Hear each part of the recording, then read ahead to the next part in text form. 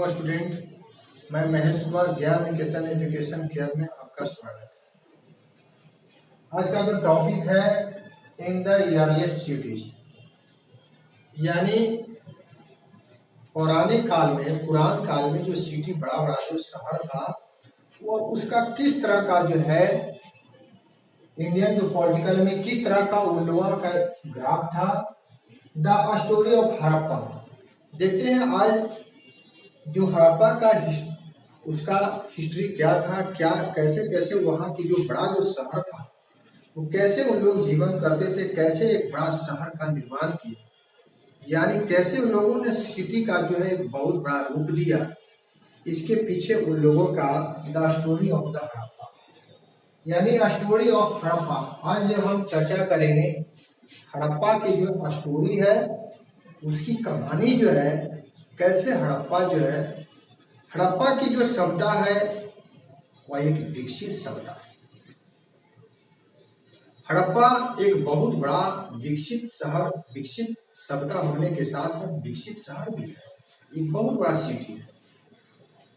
इस सिटी का उत्खनन जो है दयाराम साहनी ने सबसे पहले किया कि आखिर ये जो हड़प्पा बहुत दिनों जो पूर्व काल की जो सिटी का शहर था, जो आज हम और आपसे वह दूर चला गया, वह शहर जो खंडहर के रूप में वह दिखाई देता है।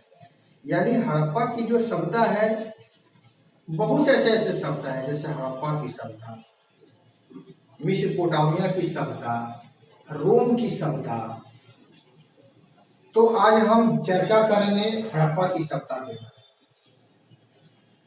तो ये हड़प्पा की सभ्यता आखिर कैसी सभ्यता थी, कैसे लोग विकसित किए, कैसे सिटी का निर्माण किया, आखिर उन लोगों का जो है वह बिल्डिंग का सेविंग एंड बिल्डिंग कंस्ट्रक्ट करने का, उन लोगों का सेविंग करने का तरीका क्या था, कैसे वो लोग सेविंग करते थे और बिल्डिंग बड़ा बड़ा जो कंस्ट्रक्ट करते थे। सभ्यता जो हड़प्पा की सभ्यता लोग विकसित जो नगर था, सिटी था, कैसे वह विकसित था और किस तरह की वह शहर था, इस पर आज हम पूरी तरह से चर्चा करेंगे।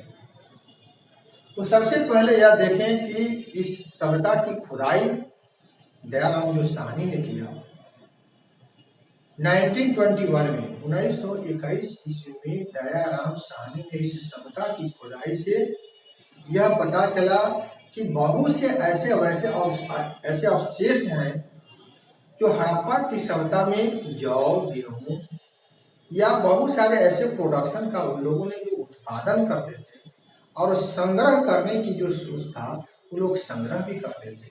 जैसे आज हम संग्रह भी करने का कई तरीका हम लोगों के पास है, उसी तरह से उन लोग भी संग्रह करते थे।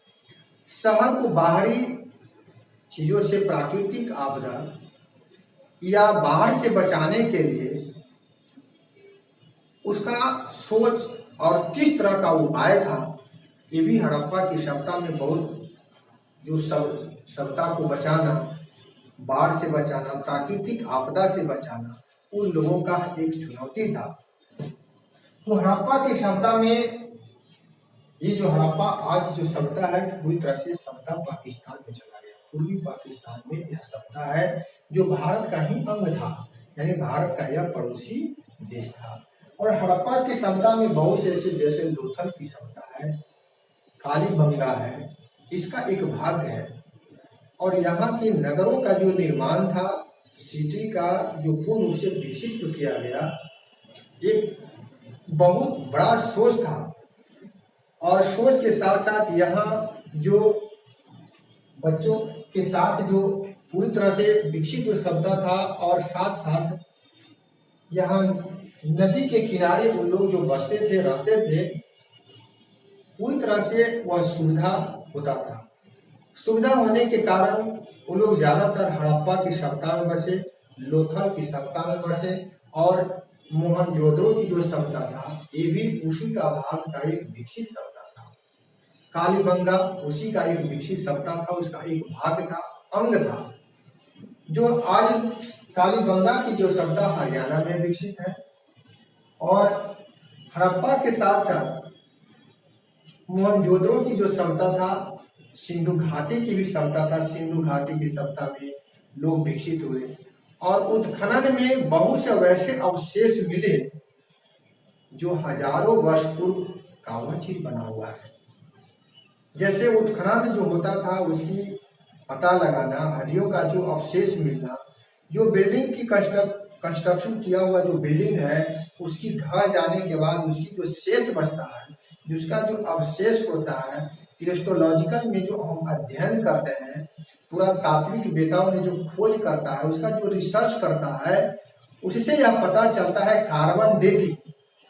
ये कार्बन जो डेटिंग है, उम्र का पता लगाना, यह कितने साल पुराना यह चीज बना हुआ है। और यह जो कंस्ट्रक्शन है उस तरह के जो है ईंट का बनाना, ईंट से बहुत सारे मिट्टी के घड़े बनाना, मिट्टी से बहुत सारे वैसे वैसे चीज जो है वह टूल्स को बनाते थे। हड्डी और पत्थरों से जो अवशेष बना हुआ होता था वो बहुत से उत्खनन करने के बाद उसमें उस सभ्यता में मिला। और उस सभ्यता में जो लिपि था वह ब्राह्मी लिपि है, खरोष्टी लिपि है या पाली लिपि है, इस तरह का भी लिपि था। जो पत्थरों पर शिलालेख जो लिखने का कार्य था, वे पूर्व काल में जो लोगों के पास पेपर कलम का अभाव था, वो लोग शिलालेख यानी पत्थर, शिला माने पत्थर होता है, लेख माने लिखना, यानी शिला यानी पत्थरों पर लेख लिखने की जो उन लोगों का तरीका था वह पत्थर पर ही लिखते थे। अपने लिपि का वो प्रचार कर देते कि आने वाला जो पूर्वज है, आने वाला जो पीढ़ी है वह इसके बारे में पढ़ेगा और समझेगा। जैसे आपको हम बताए थे पिछले ही में कि कुछ बात पर चर्चा हम किए थे कि अजंता की गुफा है या एलोरा की गुफा है। बहुत से ऐसे धर्म जैसे बुद्ध देव, महावीर जो जैन धर्म के संस्थापक थे, बौद्ध धर्म के संस्थापक जो गौतम जो बुद्ध थे, जो बौद्ध धर्म के संस्थापक थे, यानी बौद्ध का जो जन्म हुआ था वे 563 ईस्वी बीसी में हुआ था और 540 बीसी में उनका क्या हुआ, मृत्यु हो गया। बुद्ध जो है बौद्ध धर्म का प्रचार करते और बौद्ध धर्म की सबसे ज्यादा जो है पहला जो प्रचार उत्तर प्रदेश के सारनाथ में हुआ। सारनाथ में इन्होंने सबसे पहले 5 अनुयायियों को अपना ज्ञान दिया, यानी इनको जो है बोध गया कि पीपल वृक्ष के नीचे ज्ञान की जो प्राप्ति हुआ, जिनका जो है आज स्थान है, जो विदेश से लोग भी आते हैं, बौद्धिस्ट लोग आते हैं, वहां भ्रमण करते हैं, घूमते हैं और बौद्ध को अपना वो धर्म मानते हैं। यानी बौद्ध धर्म की ज्यादातर जो फैला पूरी तरह से जो निर्माण हुआ भारत में हुआ। कपिलवस्तु के लुम्बिनी में जन्म हुआ नेपाल में, लेकिन इन्होंने ज्यादातर जो है ज्ञान की जो प्राप्ति है वह बोध गया में पीपल वृक्ष के नीचे की।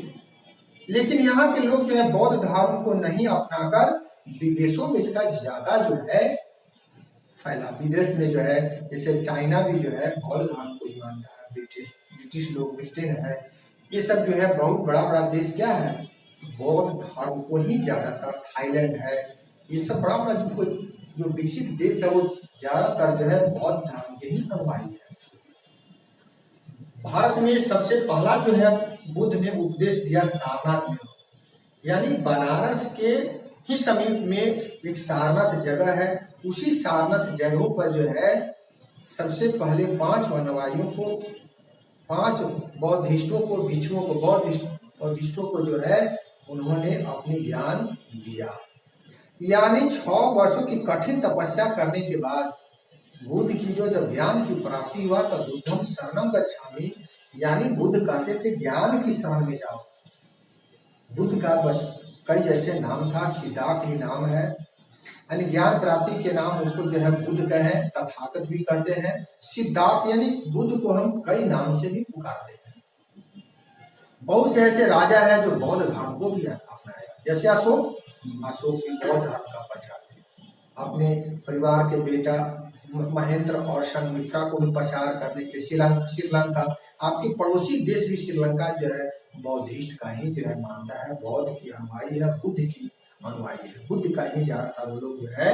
बर्मा है, थाईलैंड है, चाइना है, ब्रिटेन है, ये सब लोग क्या है बौद्ध नेपाल में भी बौद्धिस्ट लोग हैं, वहाँ भी बौद्ध धर्म को मानते हैं लोग।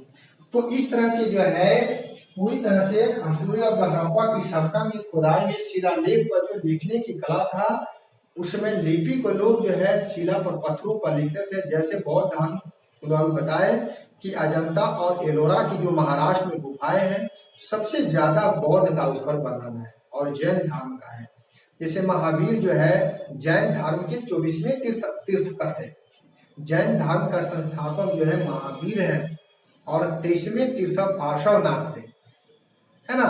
तो जैन धर्म के जो संस्थापक महावीर थे, इसलिए कि ये लोग जैन धर्मों में ज्यादातर लोग जो है वस्त्र का धारण नहीं करते, वस्त्र धारण से जो है परे रहते हैं, वस्त्र धारण को जो है वह त्याग देते हैं।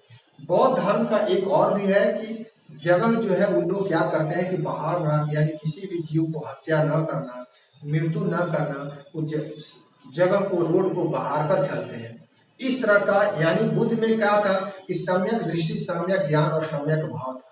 बुद्ध की जो 36 जो तिलियां था, उसी तिल्ली को कन्वर्ट कर अशोक ने जो है 24 तिलियों में कन्वर्ट किया। 14 शिलालेख, 7 स्तंभ और 3 धम्म, यानी यह जो है अशोक की जो लिपि था, जो प्राकृतिक लिपि से जो ब्राह्मी लिपि बाएं से दाएं जो लिखा जाता था, उसमें लिखा हुआ था कि जो 24 तिल्ली था, वह 24 तिल्लियों में 14 शिलालेख है, 7 स्तंभ और 3 धम्म था।